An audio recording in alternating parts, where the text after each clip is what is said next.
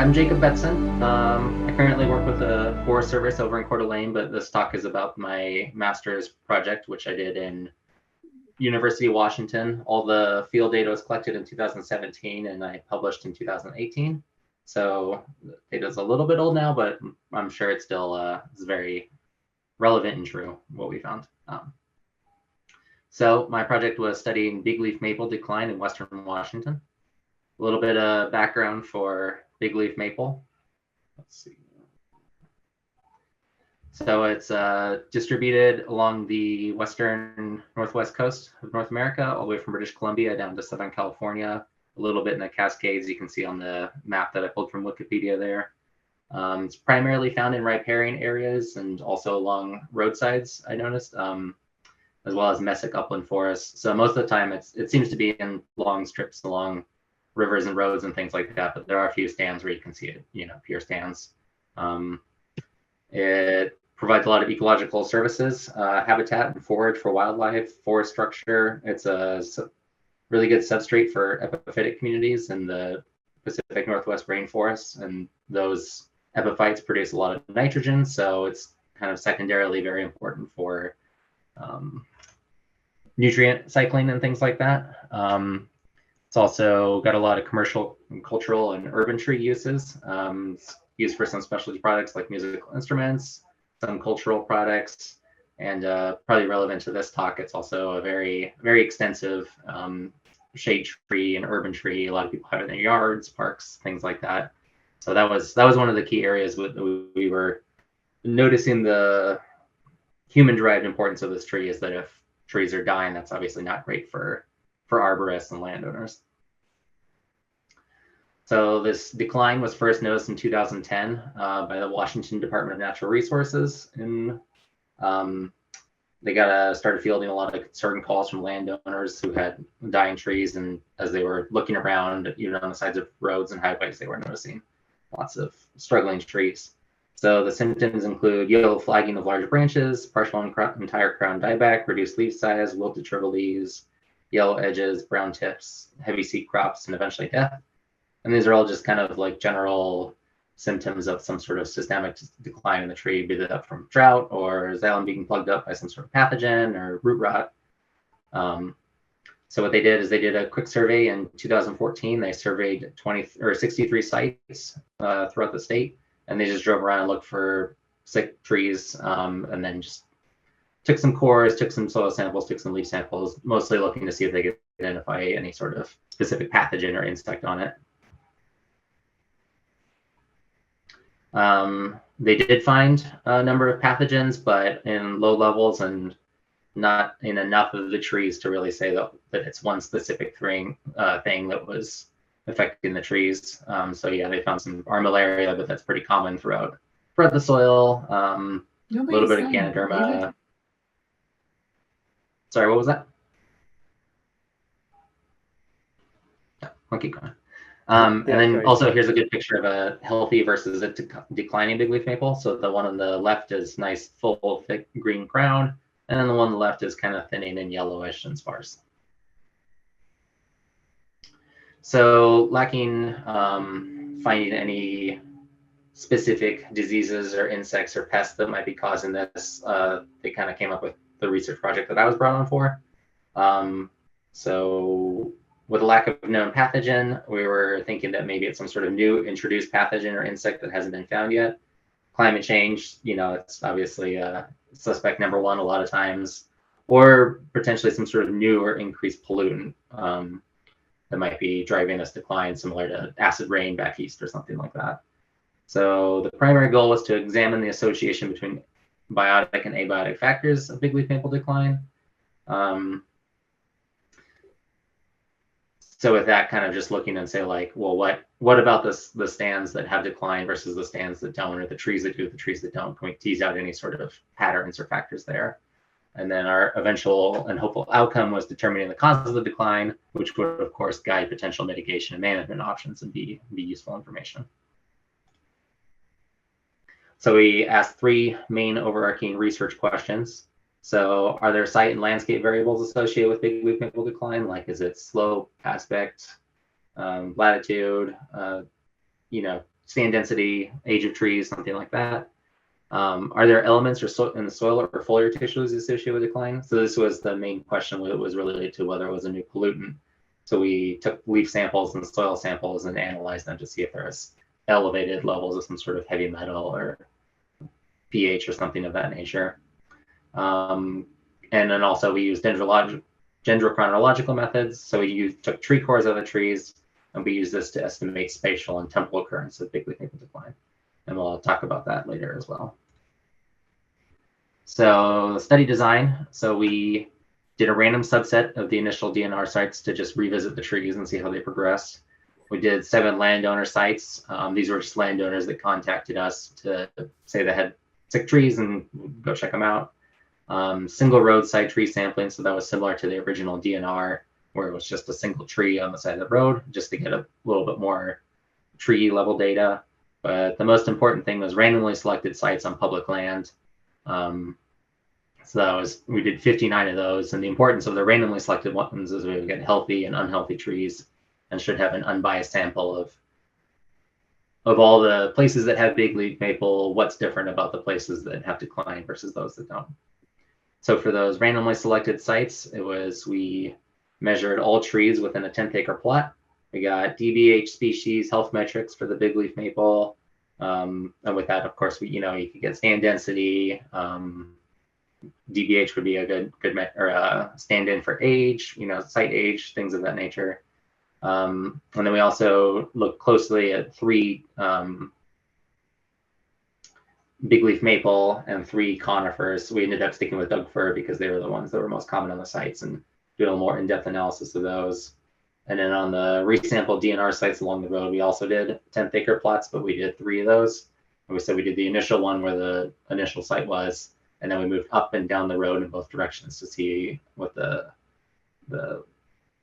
local spatial aspect of the decline was. Like, would there be decline everywhere, or is it just highly localized on the one plot? The sites that are 500 meters up and down the road, see if those were different. And then we also did a soil sample from each plot. And then with the GPS coordinates from the plots, we were able to link that to several online databases. So the important ones that we were looking at was PRISM, which is climate data from Oregon State University. So that has monthly climate data reaching back to 1981. So vapor pressure deficit, temperature, precipitation, and that was by month too. So useful to know like summer versus winter. And then National Land Cover Database. So that gives 30-meter resolution. Was really useful for helping develop or quantify developed and undeveloped areas. So is it a tree in the middle of a city in a tiny park, or is it out in the middle of a forest, close to drier areas, wetter areas, things like that. And then we also looked at several others, but like the soil database, but these were the 2 big ones that we ended up using. So spatial extent of bigleaf maple decline. This is kind of a map of where all of our plots were. So you can see the circles of the preliminary DNR plots that were taken in, that we revisited, and then we have random plots with decline and without decline. And you can kind of see that the plots with decline, the solid triangles, are pretty well dispersed throughout the range of bigleaf maple. There weren't really any large regional patterns, like it's not only around Seattle or only in the north or something like that. So a couple of key points: decline was widespread throughout the state, not limited to one region. There was localized clustering of decline patterns, so within like a mile or 2, but no large regional clustering. The majority of study sites had some presence of decline, so it was pretty, extensive on the landscape. At least, it was measurable. And this is overall, just this like kind of higher mortality throughout the landscape is consistent with several other studies that have been published, basically just saying that there's increased mortality throughout the Western United States in many, many different tree species with, younger trees, since they're dying more, just kind of an overall shift from historic patterns. And quick breakdown of the table, you can see the percentage of individual bigleaf maple trees experiencing some decline. So on the resampled DNR sites and the landowner sites, it was 42 and 39%. I would expect that to be a little bit higher since those sites were revisited because there was at least one sick bigleaf maple there, so it makes sense that there's others in the local area. Randomized sites, which should be completely random and a good stand-in for what the average conditions are throughout the forest or throughout Western Washington. That was 18%. So about fifth of all trees had some symptom of decline. One of the first things we looked at and ruled out was bigleaf maple decline does not really seem to be related to tree size. So you can see the DSH, which is just another term for its diameter standard height instead of breast height, but DSH, DBH, pretty much the same thing. But you can kind of see the chart there that we have of like what trees that we measured and then also decline. But basically the important thing here is you can see that there's declining and healthy bigleaf maple throughout the entire range of DSH. So trees aren't more likely to be declining if they're small trees or if they're large trees. It's kind of the size of the trees are irrelevant. Looking at some of that land cover and temperature data based on the coordinates of the site. So we saw that increased bigleaf maple decline in warmer and drier sites. So the higher the summer mean temperature and the average maximum temperature, the more likely you are to find decline. Average monthly vapor pressure deficits, so that's combines temperature and moisture to see how much evaporative force is acting on the trees. So how hot and dry it is, also positively associated. And then summer average monthly precipitation is negatively associated. So that means that the higher the precipitation, the less likely you are to have decline. So nice wet summers, less declining trees. And then also increased bigleaf maple decline in developed landscapes. So the farther it was from a dirt or paved road, the less likely it is to decline. So if you're closer to urban developed areas and roads, you're more likely to find decline. And then the fraction of land cover that is forested or herbaceous, less decline. More developed land, more decline. So and then looking at the elemental analysis of the soil and foliar tissue associated with bigleaf maple decline. So we clipped about 2 liters of leaves from the trees, the 3 bigleaf maple that we were looking a little bit closer at on the site. And then we also took soil cores throughout the site and combined them all. So we measure just this whole slew of different elements. And then we're also looking at bulk density and soil pH to see if we could find anything that was positively and negatively associated with decline. Here's a kind of big, slightly confusing graph of all the different elements. The underlined ones were significantly associated with or without or with decline or with healthy status. But here's kind of a easier chart to understand. So on the soil and the foliar, we see all the nutrients that are generally nutrients. They can be nutrient or toxin, or they're toxins. So if you see a plus mark, that means it was positively associated with decline. If you see a little negative check, it means it was negatively associated. So on sites that have higher calcium, you're less likely to see decline. So that kind of makes sense that we got the pluses and the minuses in the right part there. So if you see higher levels of chromium in the soil, then you're more likely to find decline. So just a little word about this too is that we did think that this might be an element to decline, but it also didn't seem to be as strong as the climate factor. So we were kind of thinking that these pollutants and or nutrients might be somehow related to just urban areas. So if you have a urban disturbed site, then you're probably going to have higher levels of chromium in the soil, and it might all kind of be tied together. But moving on to the tree core results. So what we want to do with this is estimate the timing of decline. So determining, and then also looking at comparing growth to climate. So determining the effect of climate variables on bigleaf maple growth, reconstructing the spatiotemporal patterns of bigleaf maple decline. So the trees are all declining all throughout Washington right now, or Western Washington right now, because always been like that? Did it happen all at once everywhere? Did it, spread from north to south, that kind of thing?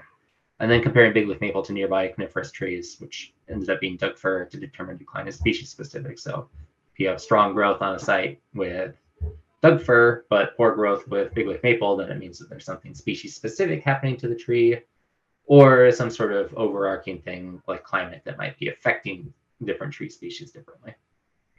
So for the trees, we cord it twice, one on either side, and then average the two. So first, again, using that PRISM data, seeing the last, I guess it would be like 35 years of climate data, comparing that to the most recent 35 tree widths, to see monthly temperature and precipitation, what was related. So the top one, temperature, you can see that the higher the temperature is in the summer months, the lower the growth is. So again, hot, dry summers are bad for these trees. Kind of strange data in the wintertime there, but we felt pretty confident that from January over to August, you can see that the higher it is, the lower the growth. And then precipitation, we've also got a nice big hump in the middle of the summertime. So the higher the precipitation, the higher the growth, which again kind of tracks with our sort of what we were finding about, nice, wet, cooler summers are good for these trees. The negative associations in March and September, so the more rain in March and September, the lower the growth that year. We thought that might have something to do with levels of snow and or just high cloud cover. So really wet, rainy springs might be bad for growth in just the sense that the trees aren't getting as much sunlight. But that wasn't as strong as the summer, so we definitely think that something more important is going on in the summer than the winter. And then, so how we use the tree core information, the dendrochronology, to estimate the time of decline. So we took the growth of the tree, and so the rings are going to be thicker when the tree's smaller because it has less area to put on, and it kind of does a nice gentle slope down. And then it spikes up kind of, year to year based on conditions and things like that. But you get that nice overall general trend. But you can see on the top graph here that if it jumps off of that trend, that's not how a normal tree would be growing. So if the growth drops down below that line, it means that the rings are smaller than they should be based on just how a normal tree would grow with, normal average conditions. So if we detrend that, if we flatten it based on that nice mathematical curve, you kind of get the date where it drops below that line and doesn't come up back above it. So that's our year of decline, what we decided to call that. So basically you have a tree and it's growing and it should, the rings should get a little bit smaller every year, but then all of a sudden they get quite a bit smaller and they never get big again. That was our year of decline. So here's kind of a graph seeing where the first year of decline is. So if it happened before 2006, it was an empty triangle, and if it happened after 2011, that would be a solid circle. So you can kind of, again, see this kind of tracks with our just like presence, absence of decline, that it's spread throughout the state. There's no real specific areas where it's much different. What we're really hoping for is some sort of bullseye pattern where you could say like, oh, it had happened in Seattle first and then spread throughout the state. That would be highly indicative of some sort of invasive insect or disease or something that was spreading. But it kind of seems like it's just rising up everywhere all at once. No long distance spatial decline pattern on the first year of bigleaf maple decline. So this is kind of just a graph of what I just said. So basically, greater than 15 or 20 kilometers, there's no association with decline. So you're not more likely to see it if you saw it 20 miles away. Basically means it's kind of spread evenly across the landscape. There was some local positive association, on the scale of 0 to 5 kilometers. But that could either be just site areas, if you have a valley that's slightly drier than another valley, then it might be experiencing higher levels of decline there, or it could also be just part of our sample design. We did take, those DNR plots that were close on the road. If 3 of those had all happen to have decline, it would definitely show that, there's a closer association there. But really what we're looking at is the longer scale, or greater distance scale associations, which we did not find any. So that was what we found in 2017. This is just kind of some stuff that's happened since then that I want to throw in. So another student in our lab, Bradshaw, was working on powdery mildew. It was kind of an interesting story. So it was native to Europe, but identified in Canada in 1938. So it is an invasive species. They are known to reduce the fitness of trees, but they were found on bigleaf maple only recently, within the last 5 or so years, which is kind of interesting. So it's either a change or an invader biology, increasing abiotic suitability. So maybe like the climate's changed enough to help it affect these trees, or some sort of relaxed biotic resistance. So we didn't find enough of this powdery mildew to say that this was what was causing bigleaf maple decline, but it's just kind of a interesting sidebars to say, like, well, there's lots of things affecting this tree, conditions are changing, and there's even new pathogens for this tree affecting it. 2021 heat wave in Pacific Northwest. This kind of just is talking about how climate really is changing around here. 1,000-year weather event, 150 times more likely because of climate change. I'm sure a lot of you are in Western Washington and remember how hot it was, and just kind of pointing that, climate was probably affecting these trees in 2017, and it's in no way, shape, or form less likely to be happening right now. Like, the climate is continuing to change. So the conclusions that we drew from our study was that recent summer temperatures and drought and human land development are statistically associated with bigleaf maple decline. So again, hot, dry summers, development, maybe a little bit of pollution along with that development throughout the Western Washington are probably causing bigleaf maple decline.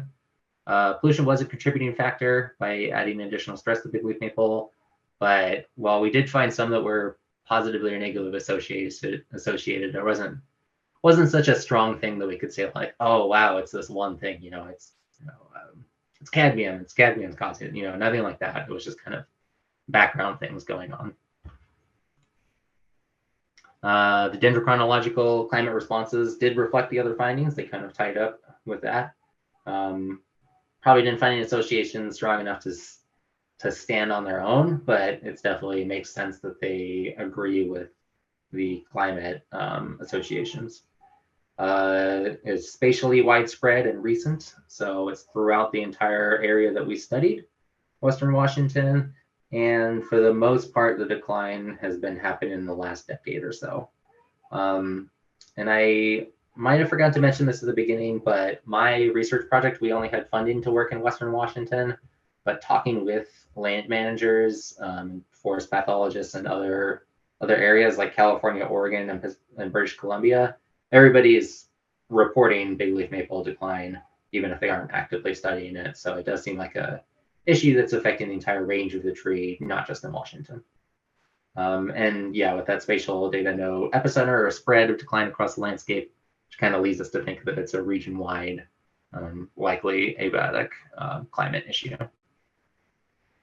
Here's my acknowledgements. Of course, this was a project that required all kinds of help from all different people, and is a great big team effort. So my advisor is Patrick Tobin, Greg Edel, Brian Harvey, and Robert Harrison were on my committee. Got lots of technical assistance from people in the Washington DNR, U.S. Forest Service, at the University of Washington. There was many land managers and private landowners that helped by providing information on where bigleaf maple was and helping me access sites. And then, of course, the funding was by you can see the funding organizations up at the top, but this, research is expensive, so grateful for that.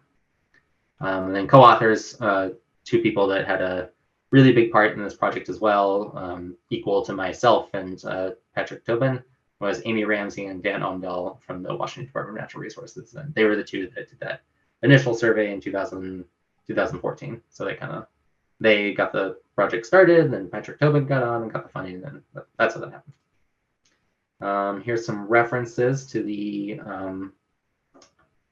relevant to this talk. So there's my master's thesis a journal article that was published based on this, and then some key information too that I also mentioned here.